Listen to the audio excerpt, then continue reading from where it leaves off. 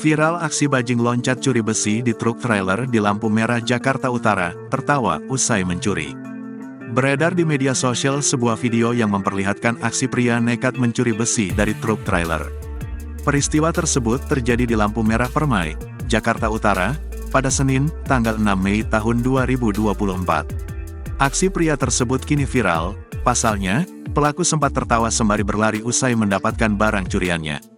Dalam video yang diunggah oleh pemilik akun Instagram @fakta.jakarta, terlihat seorang pria hoodie hitam dengan celana coklat mencoba duduk di atas truk. Tampak pelaku tersebut mencoba mencongkel dan menggoyang-goyangkan besi yang berada di truk trailer tersebut agar terlepas. Setelah berhasil melepas besi dari truk trailer, pria tersebut langsung berlari sembari membawa besi yang dicurinya. Kini unggahan tersebut sontak menuai beragam komentar dari warganet. Tak sedikit dari warganet yang mengecam aksi pria tersebut serta meminta pihak berwajib untuk menindaklanjuti kasus tersebut.